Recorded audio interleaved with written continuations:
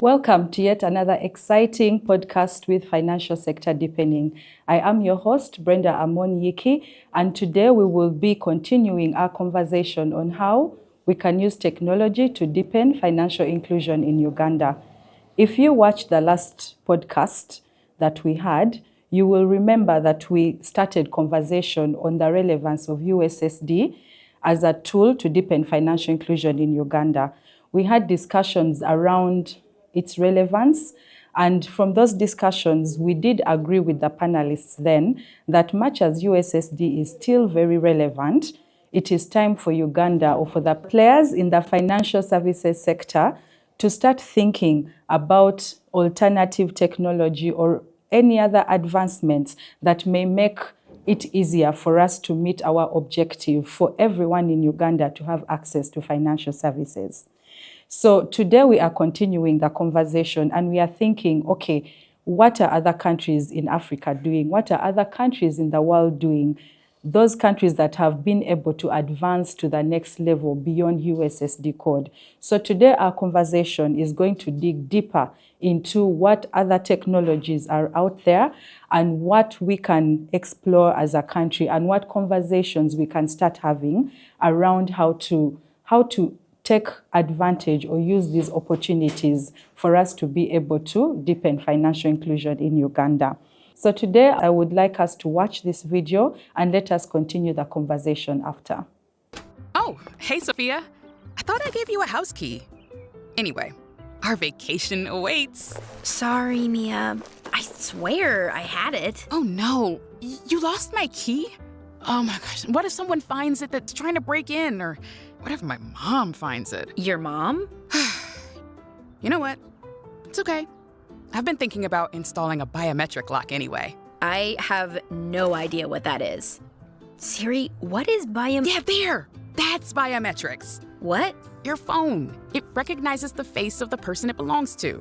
You see, biometrics is technology that recognizes people the way we recognize each other, by physical features. A familiar face or a voice, the way we walk or behave.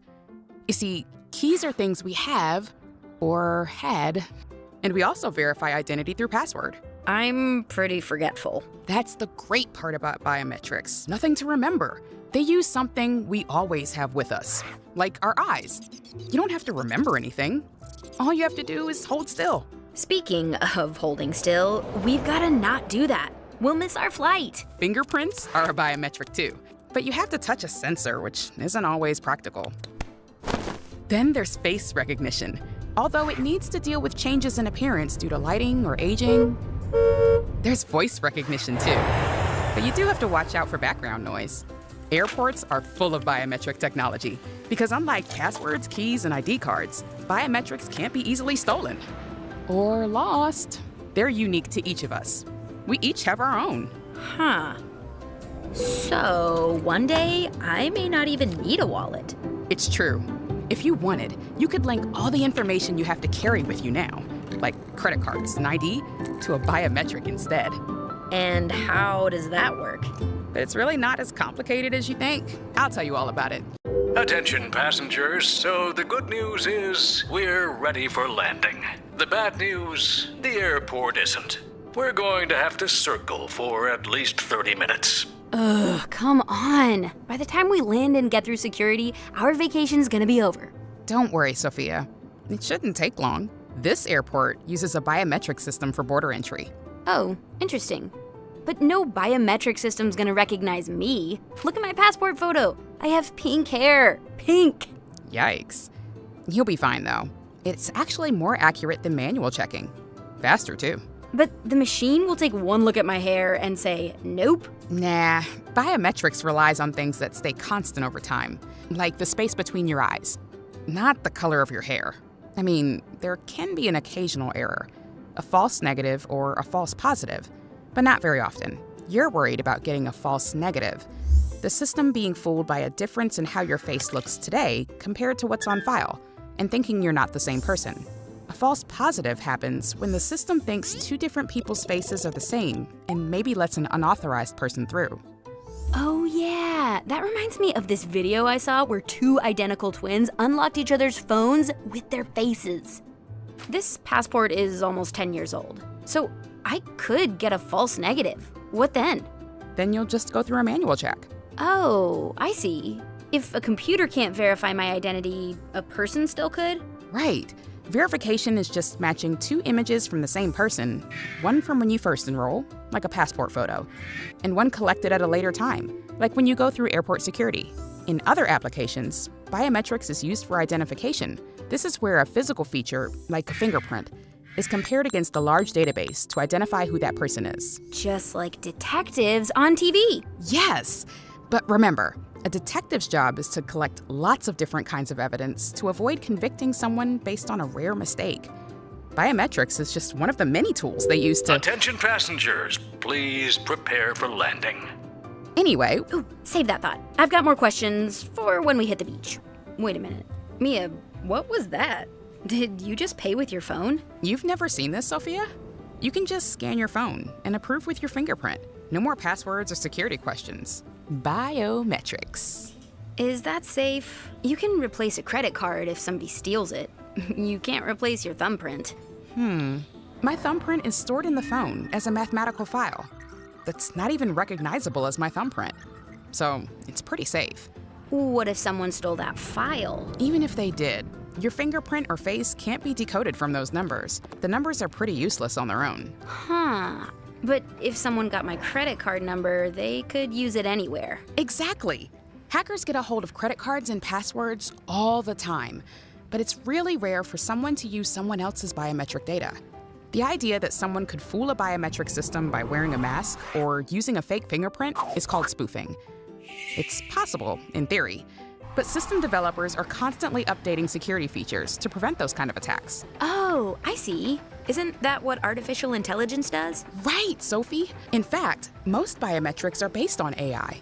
People use data to train and improve biometric systems, making them really easy to use and good at security. They can even detect when you should change lighting for a clearer face picture, and some of them hardly ever confuse people. Wow, that's really amazing. But, oh, I wish we talked about this before we left. Why's that? I think my credit card is in Lithuania. Can I borrow your thumb? Hey, how'd your meeting go? Really well. We helped someone choose a biometric system for his lab. He was skeptical at first, because he'd heard a lot about how they can be biased. Yeah, I read about how some of them are worse at recognizing people of color. Isn't that a big concern about using biometrics for stuff like law enforcement? You're right. That's why we spend a ton of time at my job, making sure our systems work well for everyone who uses them. That's good, but don't take this the wrong way. What's the point of biometrics? If we always have to be worried about all these things that could go wrong, why even use them? That's a great question. There are a lot of ways we can benefit from biometrics and even use them to fix some of the things that go wrong in the systems we have today. Like what? Well, criminal justice is actually a really good example. Obviously, biometrics shouldn't be the only thing determining someone's guilt or innocence, but some facial recognition systems are more accurate than humans, even if we have good intentions. Experiments have shown we're worse at remembering and recognizing unfamiliar faces if they're a different race than us. So, using facial recognition on top of eyewitness testimony could actually stop the wrong person from going to jail? Yes, if it's used responsibly. Another thing biometrics can help with is preventing fraud and identity theft. A lot of banks and tech companies participate in something called the FIDO Alliance, which is working to replace passwords with local biometrics, like facial recognition. It makes it easier for you to get into your account and harder for an identity thief to do something like take out a loan in your name. Wow. What else? Well, biometrics can help us create formal identities for people who don't have a birth certificate or anything to prove who they are, like refugees or someone who lost everything in a natural disaster. There are groups that create IDs for them based on a biometric like their fingerprint, so they can easily access banking and medical care and lots of services that we take for granted. Anyway, that's a long answer to your question. But I think biometrics can help make the world a better place. You know, I'm starting to see why. This is Anna. Every day, she takes the bus to work. She enjoys spending her evenings shopping or going to the theatre. She has also already planned her next holiday in France. In the future, all of this can be arranged much more easily, thanks to NFC. NFC stands for Near Field Communication. This is a radio standard which works with small data volumes over limited ranges, allowing them to be transported.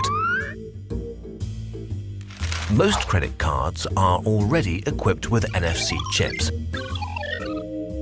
When Anna goes to her favorite clothes shops, she therefore needs only to briefly hold up the credit card to the reader and the amount payable is automatically deducted. For security reasons, this only works for small amounts and up to a maximum distance of 5 centimeters. Even the battery of Anna's new smartphone contains an NFC chip. At the box office, she can use this to pay, and it enables her to download the ticket directly onto her mobile.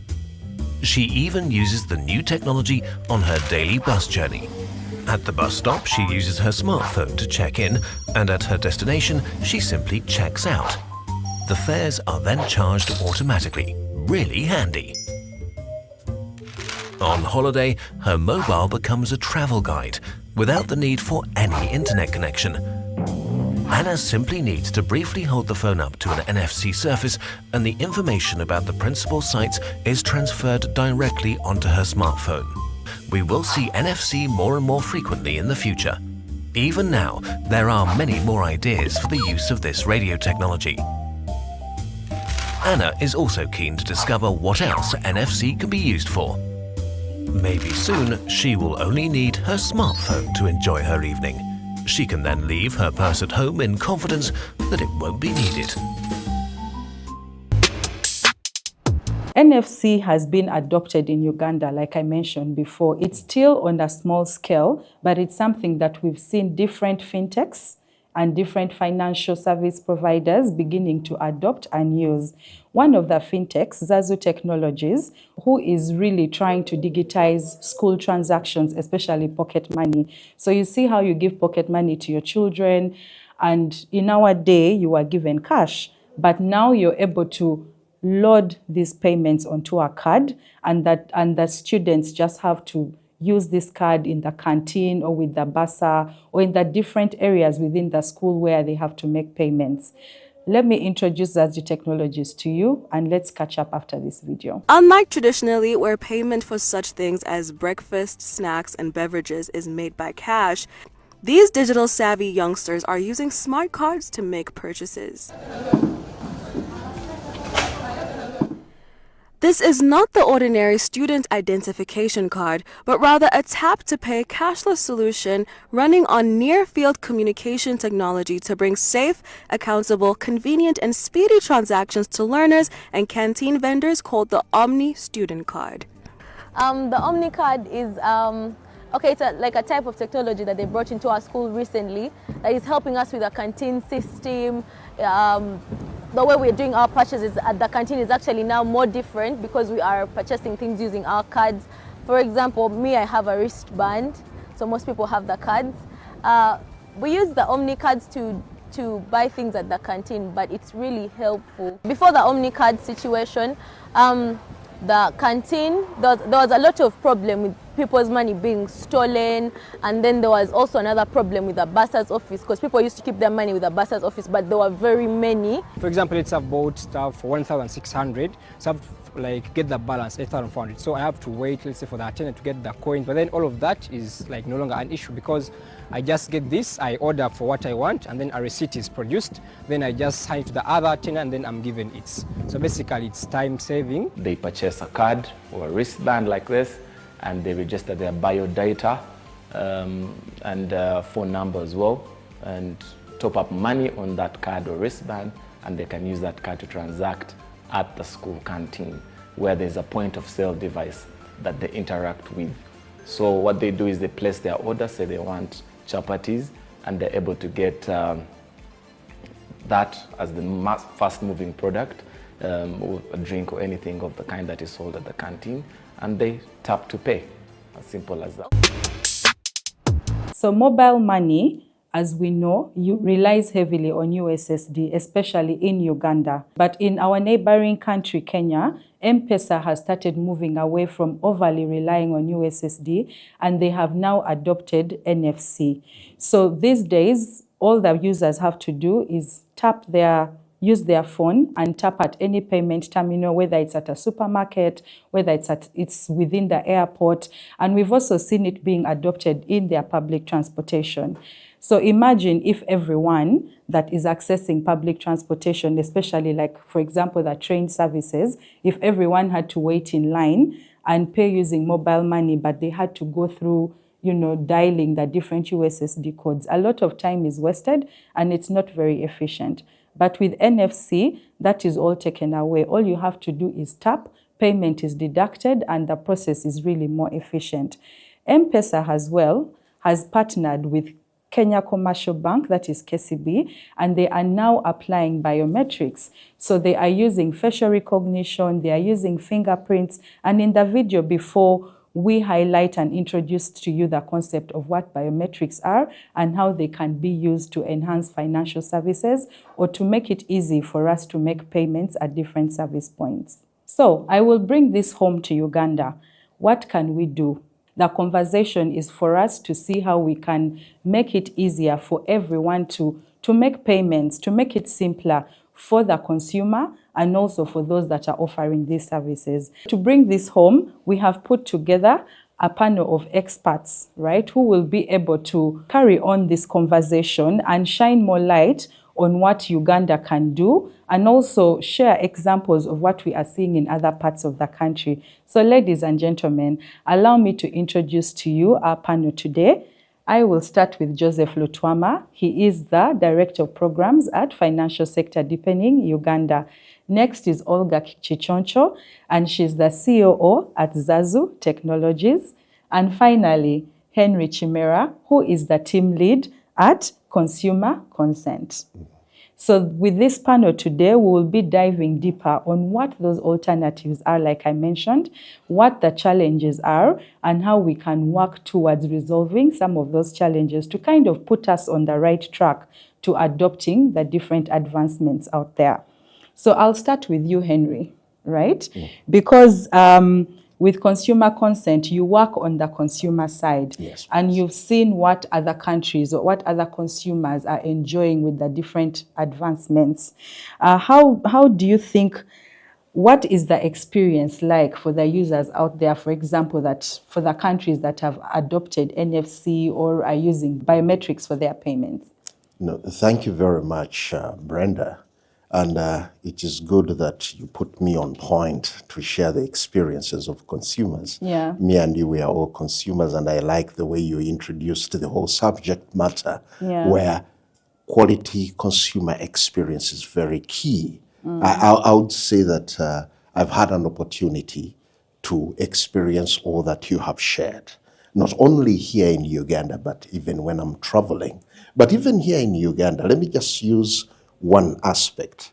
The biometrics, we're already using them when we are doing elections, where we use our fingerprints and then all your data comes out. Then when we are dealing with our SIM cards, when you're replacing, when you go to telecoms, even let's say you go to borrow money in the bank, where they go in, still they take your fingerprints.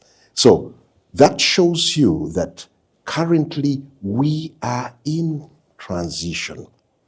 Countries enjoy the fullest of all these services because they are legal and regulatory frameworks. So the respective countries have got trust in the system.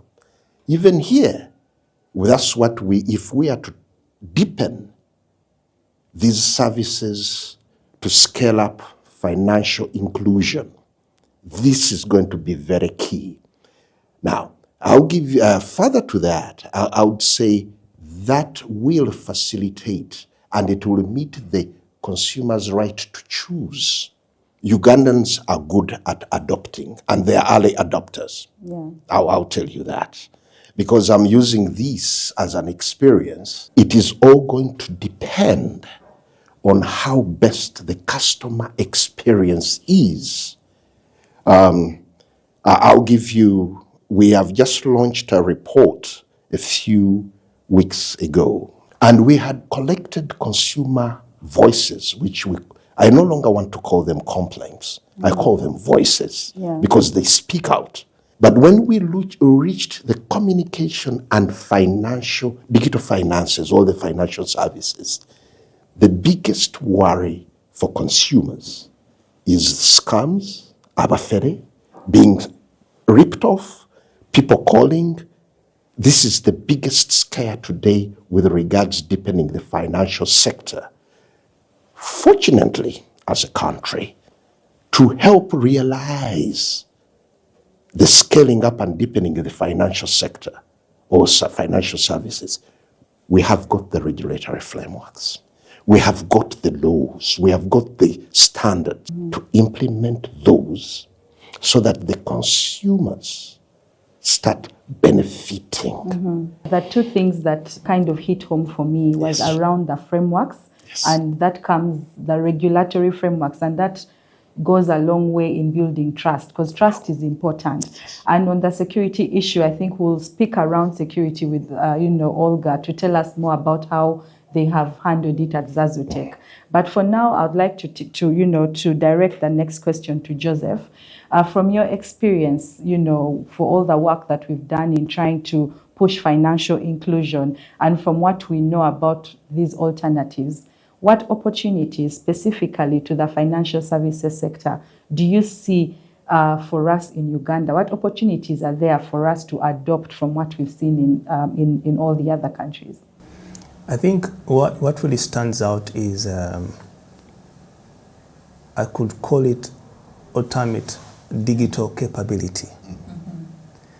One thing that our audience needs to appreciate is, going back to first principles, we're all used to cash. And when we talk about money, what comes to my mind is the 50,000 shilling note, or 20 or 10K, depending on your level.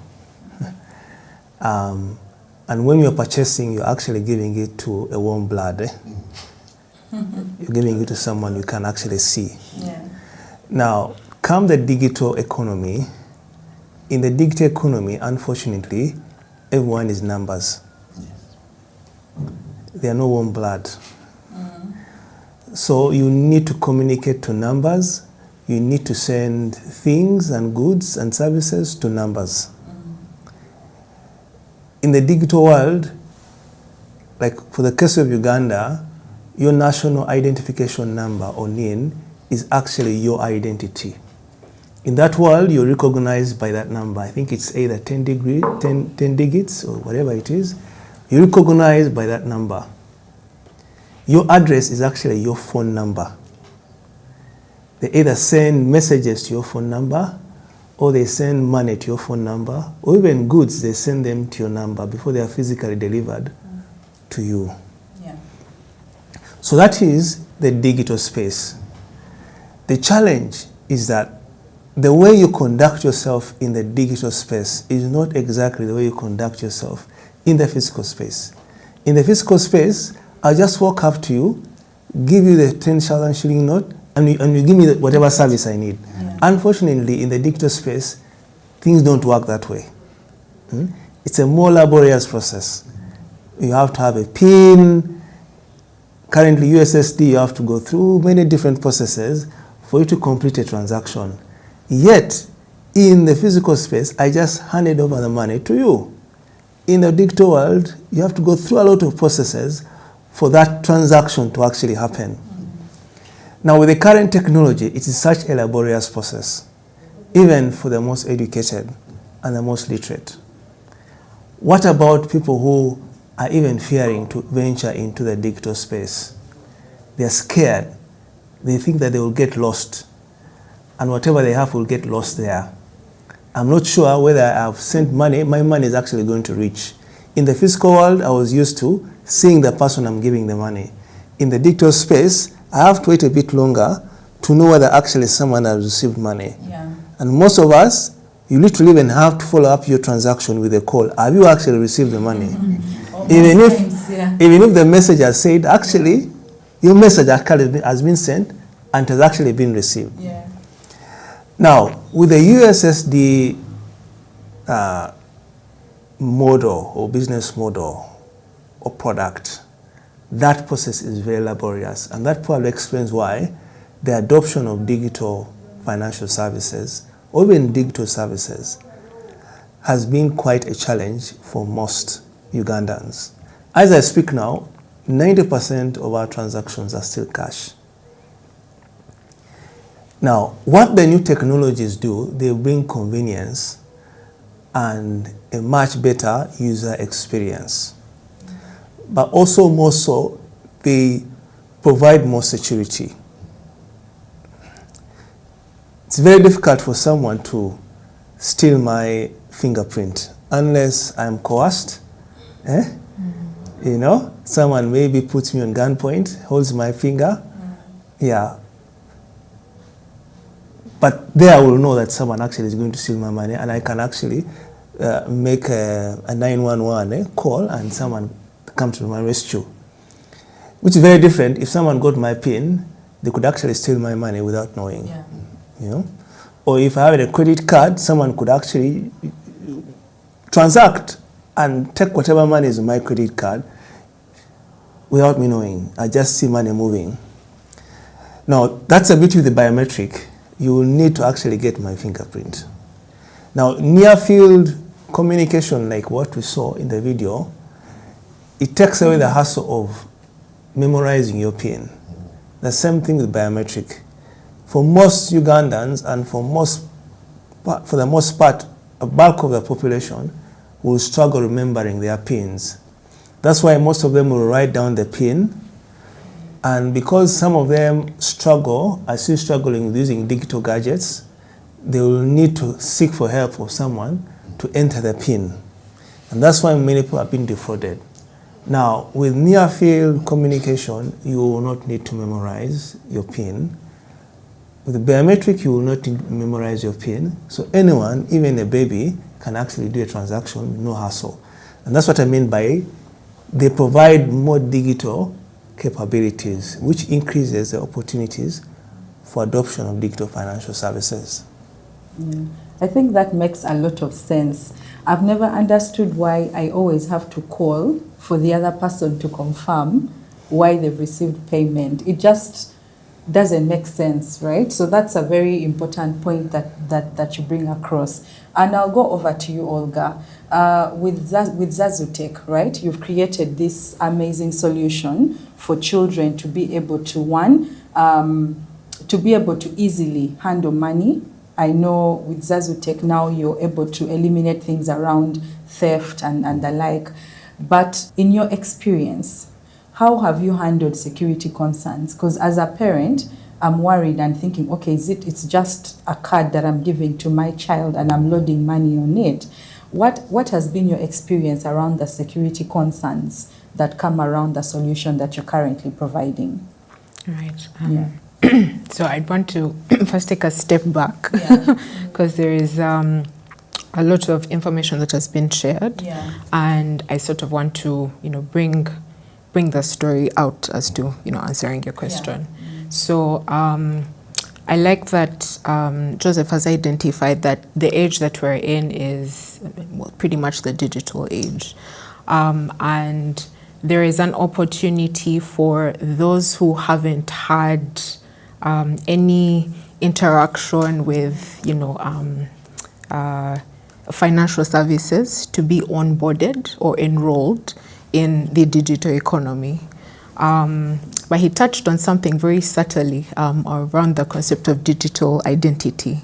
So yes, we do have our national IDs, but then when we go to the bank, it would be fantastic if you just go to the bank and you're only able to maybe present your either fingerprint at the biometric stand, and all your information comes up. So with that integration and different systems talking to each other, there'll be an enhanced, and I believe it's going to happen, an enhanced version of interaction of digital services. And adding further on to what Henry had picked up on, I think the main pillars of a successful building a successful digital identity really fall within the governance, which you touched on with regulation, to help drive inclusion, because there's a high level of trust. But then the aspect of design now comes in. So, and also what we're doing at ZAZU, there's a use case for school, students, learners who ideally, when you go to the bank, commercial bank, I think the ideal age for you to have a bank account is 18 upwards. But that means that there is a whole segment that's being underserved. And, I'm of the view that for some of the things that I know now, if I had started much earlier, maybe I'd be further. So what we're offering is that opportunity. How do we actually get this segment of underserved, I wouldn't really call them underbanked per se, but underserved population onto that digital economy, so that by the time they hit 18, that transition is very smooth for them. So there's a lot of aspects in design that come in, the general needs of the population at different periods of time. So the general needs, I would say, when Kapesa was the phone that we were using, was communication. Oh, I need to send an SMS, or I need to make a call. But we've moved past that to now WhatsApp, which is, it's helped decentralize communication, because you don't have to write. I think back in the day, people used to write letters, send them to London with a stamp, right? But now your loved one is only a WhatsApp away, right? And I think the aspect of design comes from that, which is understanding who your users are and what job they're trying to get done. So there is a customer's job to be done framework that the late Clay Christensen, developed, which is when you understand the need that your user or your customer is trying to address. They're like, help me to, send money safely and on time to my loved one. That's how the aspect, I would say, from a design aspect of mobile money came in, because people used to use buses. So in Kampala, if someone is going to embarrass us, send the money on the bus. But there was a very high level of trust. Can you put money on a bus today? Maybe not, right? But when the mobile money tax came to play, actually people went back to that. The money reaches you somehow, but you just fingers crossed that it reaches you. So it's understanding what is the challenge, the problem that the customer is trying to face, and then trying to understand the ideal experiences that they're trying to answer. Help me get my money securely, help me get it on time, help me, if there is aspect of transaction, like transact also safely. And then the technology actually comes on top of that, which is the integration layer.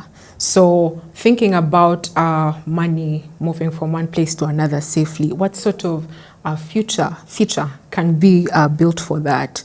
What sort of technological aspect can be built on top of that? And then, the zenith, which is, we know MTN mobile money is great for, this delivering the solving the challenge for the customer. So it's the same principles that we apply. Now, when it comes to ZAZU's, the context that we use at ZAZU is our key stakeholders are, it's actually not the kids, it's the parents. Those are our customers, right? It's the parents, because Yeah, as much as the kid's money has been stolen, actually, in actual sense, it's the parents' money that has been stolen. It's just the kid won't be able to benefit from this money that's been given to them. So with that in mind, it's now understanding what would give this parent comfort to know that they've had their child report to school. Their child is in school for a specific period of time, I think 12 or so weeks, right? How, with the money that that is given to the child, how do they ensure that that money is going to be safe? And also, interestingly, how do we ensure that they're not going to use that money for nefarious things while in school? So when they go to the school canteen, you can see how many chapatis or how many how many sodas your child is consuming, and But then there's also the convenience for the child. Yeah. You only have so much time at break time. I think it's 30 or 20 minutes. How do you get your chapatis in and out within the 20-30 minutes time? Now, going to the integration layer, which is how we had to sit down and think about how do we design features that help address these challenges, knowing the job that the student is trying to get done. Yeah. Now, NFC technology is, for coming from a cybersecurity stance, you're only as secure as you think you are. That's the truth. Yeah. Because the way technology evolves, you only know what you know, right? So there is a layer of security and safety that's been embedded within, the school bands, thanks to the technology. But we're also, always on the lookout for how to improve the product and how to guarantee some level of security, because there's always risk management frameworks, medium, low, and high frameworks that we have to put into account. Now, in the event that unfortunately maybe someone's bracelet goes missing, there is a protocol, an internal protocol at the school which they can report, and the card can be deactivated in the event that's done. But you see how we're sort of mirroring the real, I would say, adult world, because it's the same thing. When you go to when in the event that your bank card goes missing, the first thing is to call your bank and say, block that card because my card has gone missing, and there is a process to replace. So that's essentially the same rule of thumb that we're applying. There's no need to reinvent the wheel, but we're always on the lookout to do better and improve. But of course, always having our customer at heart and innovating for our customer.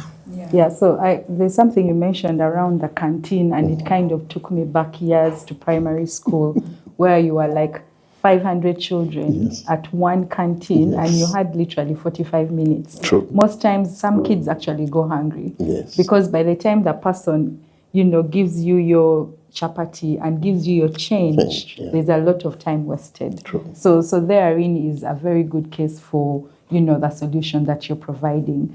True. But then from our last session, one of the things that we spoke about around USSD is, much as we are looking to move, it's still very relevant. It's still very relevant, and even in its being relevant, there are some people that struggle or are not even utilizing. There's a lot of literacy that needs to happen around that. So I'll just pick your brains, each one of you, on how you envision the literacy to go. How do you, for example, how would, for example, my mother in Gulu, right, be able, how can we, because it's a mindset change, right? If they're already struggling with USSD, how then can we convince them that, NFC or biometrics are even a better option, yet we're already struggling with this concept? And I'll start with you, Henry. Thank you very much, Brenda and Olga. What Olga's they're doing now, they're doing financial literacy. That's true. I was telling Joseph before we started the show, when National Water started asking us to pay in the bank I told people that was the first case of financial inclusion and awareness. Yeah. People had never stepped a foot in a bank, but they started going to the banking institutions. When mobile money came in, nobody needs now to go to a bank and open up an account. As long as you have a SIM card, you're banked. Yeah. You receive payment, you transact.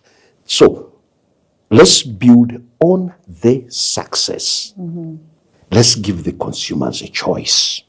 As long as it gives them protection, safety, security.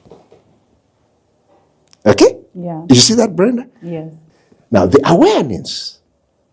When I go to the village, I'll tell my grandmother, my mother, my father, I'm not going to be able to come next week, but I will send you money through the neighbor on there.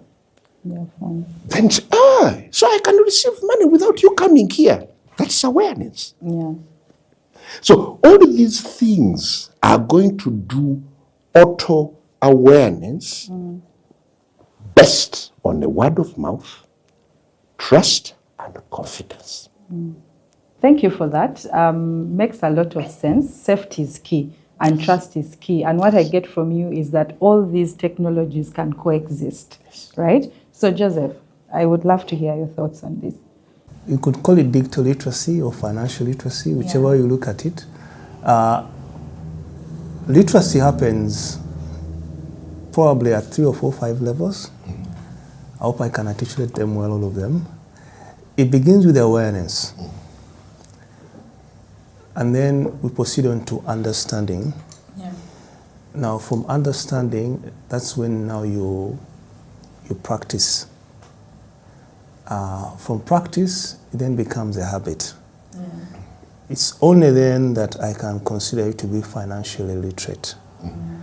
Most of us stop at awareness.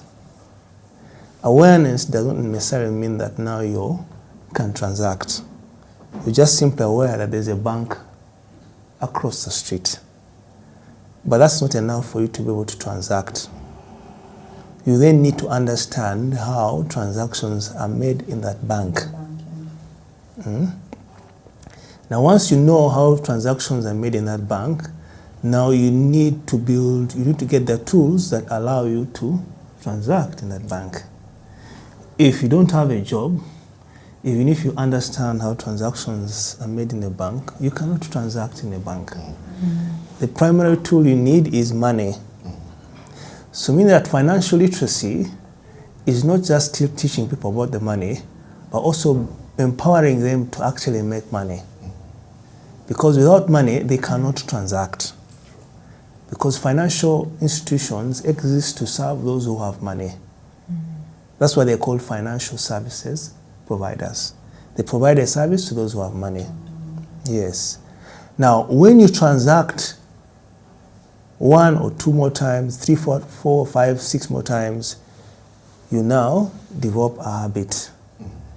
You now become an expert. It's only then I can consider you to be financially literate.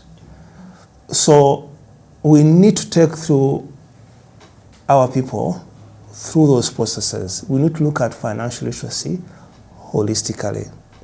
You asked about my grandmother in the village. Yes, you need to have those programs on radio, you need to have those community outreaches that people understand. First of all, they are aware, they understand how this thing works. Then you need to have programs that actually empower them to utilize the services. Yeah. And one of the most efficient ways is people learn by observation. And that's why they tell me, I think I have a proverb in my language that says that, show me the person whom you relate with, and I will tell you who you are. Yeah. So meaning that most of us, we learn by observation. We also learn by association. That's why agents and ambassadors in our communities who know how to use these services, for me, are the best. It's the best tool you can use to actually facilitate, not only build confidence, but also transfer knowledge and skill. Of course, that sounds to be complicated. It's not something that you probably get people in a workshop, in a room, do a few PowerPoint slides, say that I taught, so many people attended, and now they are financial literate. No. That's why even up to today, people who make money are also still financial literate, because they are not aware about the opportunities. They don't understand how to use those opportunities. That even when they use money, they don't know how to use their money. Yeah. They don't know how to multiply it. So they are as illiterate as someone who doesn't have money in the village. That has hit home around people having money, but they are illiterate. Yes. And it's something that, makes a lot of sense. We have to do for others to learn from us, and doing creates the trust, right? Like, for example, you said if it's your mother, then they're like, if he's doing it, then I can do it as well. Over to you, Olga. Just so building on what you just said, we're looking at it in the context of Kapesa phone, but in my mind, I'm like, AI is here. Battling deepfakes is like a whole other thing when it comes to biometrics, because, I could, a hacker could just pretend that you're the person. I think there was, I think it was early this year, I just remember it was a bank manager in Hong Kong authorized a crazy payment because a hacker had taken advantage of the information that they were accumulating, and faked the voice of the CEO. And I think it was, I don't want to name the bank too, but it was a certain bank. I think if you Google it, you'll see it, right? And in that instance, I was wondering, so does the bank then fire this guy? Because I think the age that we're living in, with how fast technology is evolving, Zazu catering to in my opinion, I think we're catering to the next generation of, leaders, business leaders, next generation of people who are going to transact. But how are they going to transact in the next 5 years, in the next 10 years? So there is, yes, catering to a certain segment of the population that, still needs some level of awareness. But then there is a demographic that they're very quick, And with the product life cycle curve, you have your disruptors, the people who, when they first heard of crypto, they're the first people to buy. Then you have your early adopters. Then you have your majority here in this year distribution curve. Then you have your laggards.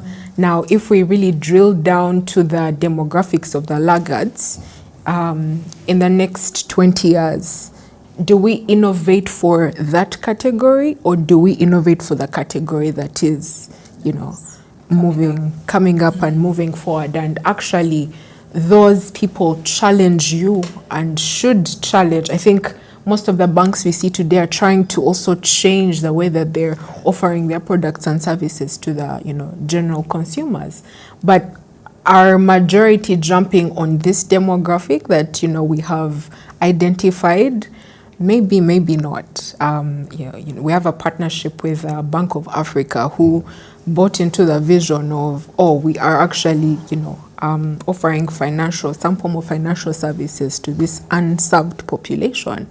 So I think there is a room to be very radical in the way we think about digital financial services, because the digital world and the financial world, it's all the same. You need money to work in this and operate in this world.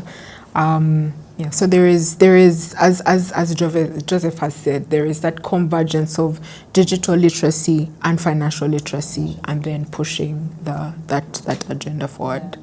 Yeah. Makes a lot of sense. And from our discussions, I can pick two challenges, right? The first he mentioned around regulatory and legal frameworks. And the second we talked about around security.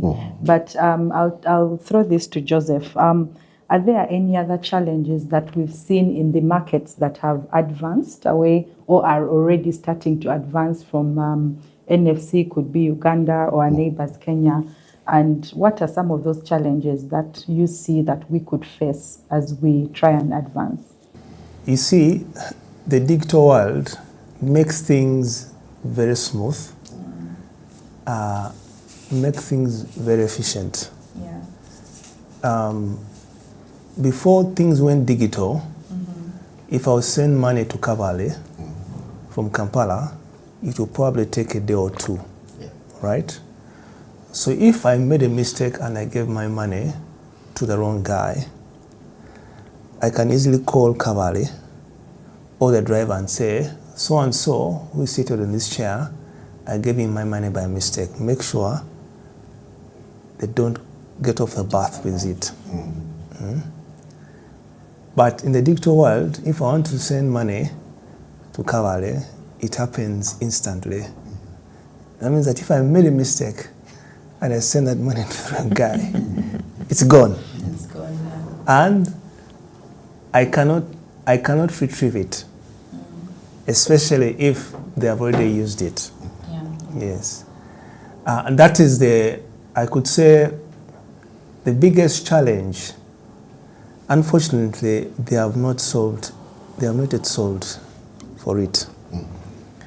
Because what makes the digital the most efficient and user-friendly also happens to be the Achilles heels of a digital world. That's why they will warn you that think twice before you send. And you will have noticed when you're sending money, mobile money for instance, even if it's bank, they will ask you twice. You receive an SMS twice with all the details of your payment, and they're asking you, please read through before you confirm. You confirm, they send us next message again, confirm the names you're sending to, the amount, and the cost. Do you want to, you can choose to cancel or you can choose to confirm.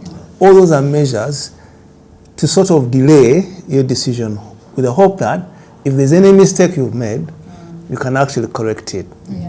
So it's like a double-edged sword. Yeah, it can cut you either way. Yeah, so for me, I think that's the biggest challenge we have, and maybe that's one of the biggest things that could hinder people migrating to digital. Yeah, but like I said, once they have gone through those stages I talked about, awareness, understanding, practice, and habits, you then become an expert. It then reduces your susceptibility to fraud and actually being robbed in the digital world, because things happen so fast. Okay. I have one thing to add to you. So just with the challenges, just reflecting on the amount of work that needs to go into, creating customer-centric products is the capacity. Do we actually have enough technical capabilities and also capacity? I think Uganda now, I think we should be the youngest population in the world, to be honest. We were number 2, but with this census, plus or minus, I think we're still top 2, right? So something that personally gives me a bit of anxiety is we have this pool of young people and not enough opportunities for them to engage in. So the amount of talent that's required, especially for where we're going, as I said, the frame of mind was Kapesa, but we're talking AI, right? How many people can, honestly say that they have enough skills technical capabilities in some of these technologies that are going to just disrupt the way we think about life on a day-to-day. How fast are we skilling talent? How fast are we providing opportunities where they can try things, in a controlled environment, of course, in order to serve the market. So that too is, I think, out of all this, I think it's actually the biggest. And can I tell you something? That's going to form part of our third session on how we can use alternatives, because we want to explore and see, okay, these are the alternatives. What would it take for private sector players and the government to make it happen? So it's interesting that you bring that up, and it is something that we'll cover in depth in the next session. And Henry rightfully mentioned, there are people who walk, ride, use a train, fly, or whatever, and we all coexist and need any of those. I mean, I have a car, but half of the time I'm on a bike, right? So there's that coexistence is really necessary. What innovations do you see for Uganda? What trends do you see in the tech space coming up in the next few years that will be very critical for us as we try and drive financial inclusion? As a country that has got the fastest growing population and youth, the innovations should be, how do we get our youth? At times people say that our youth waste a lot of time on TikTok, on WhatsApp. To me, in a way or two, it is a positive. That is literacy.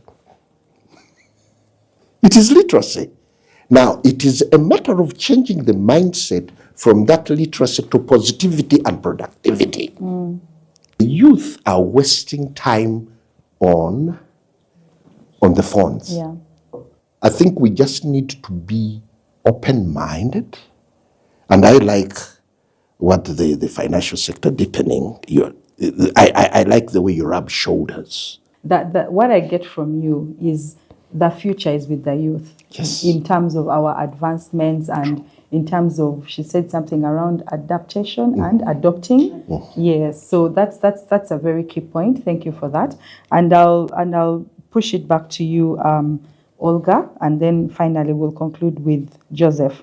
I would like you to maybe walk us through briefly what trends you see, and maybe also give us a parting shot. Henry has touched on a number of things. And sometimes I, ask who is this solution for? Have you taken your local context into account when you are developing some of these solutions?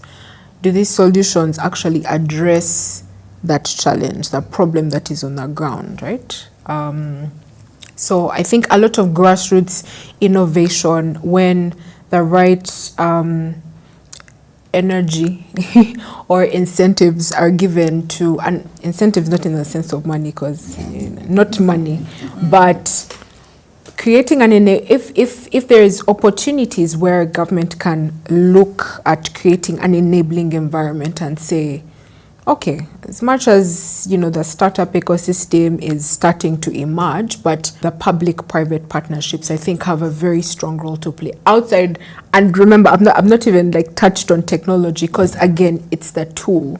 It's what enables us to move things to the next level. Thank you for that. And for Joseph, with all these advancements that we are seeing, and we've discussed them, and we kind of have an understanding of the opportunities that are out there, what would be your parting shots around how, for us who are who have a mandate to drive financial inclusion, how we can take advantage of them? No, I think I'll summarize it with one word, and it's data. Everything revolves around information. You cannot progress without information. Information is a light that illuminates our paths to progress. So that's why countries, communities, and societies that don't have information is not easily available to everyone. Those are the most underdeveloped societies and communities. And where we're going with technology that provides an abundance and an avalanche of information, societies that will be able to harness that data with actionable insights will be the societies that will maximize the opportunities that lie ahead of us. So as a country and as a community, we need to see how, one, we collect the data, how we're able to store it safely, and how we can be able to democratize the distribution and use of that data, so that then we can have more holistic transformation and development. For me, that's the future I see. Yeah. We're coming from a place where people thrived by keeping their information close to their chest. We thrived in darkness. We thrived in ignorance. People progressed on the hill of the people who surround you being ignorant. So you strived a lot to make sure that people around you were as ignorant as possible, because that's the only way you'll be able to progress. In more developed countries, more developed economies or societies, you thrive by ensuring that everyone has information, because you're then able to harness the capabilities that others have that you do not have, which you will not in any way have harnessed by keeping them ignorant. Data is the light that will light our path to progress. Illuminate our path to progress, right? Thank you for that, Joseph. And thank you, ladies and gentlemen, for this very insightful conversation. I mean, based on you are your subject matter experts in the things that you do. We got a lot of insights from you, Henry, on the consumer experience.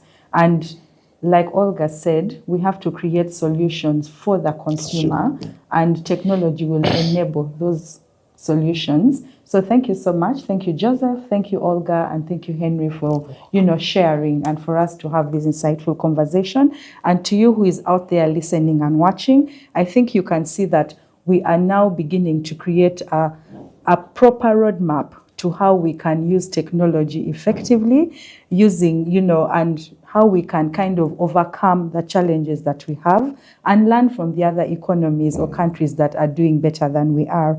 And on the next episode, and it's something that Olga has talked about, right?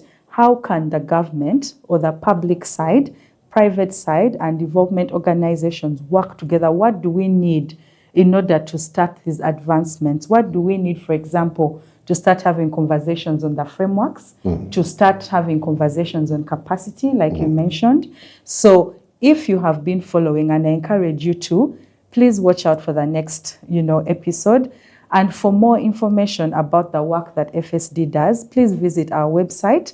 We do have a website. We do have our LinkedIn. We are on Twitter. We have a YouTube channel where we do post most of our knowledge outputs as these. Make sure you follow us, but most importantly, be a part of the conversation. If there's something that we've spoken about that you feel you can add to or disagree with and would like to have a conversation, kindly reach out to us and let's get this conversation going, because it's the only way that we can advance. And most of all, share it widely to the other players and let us start or go a step forward as we advance into technology. Thank you so much for watching and listening. Let's watch out for the next episode.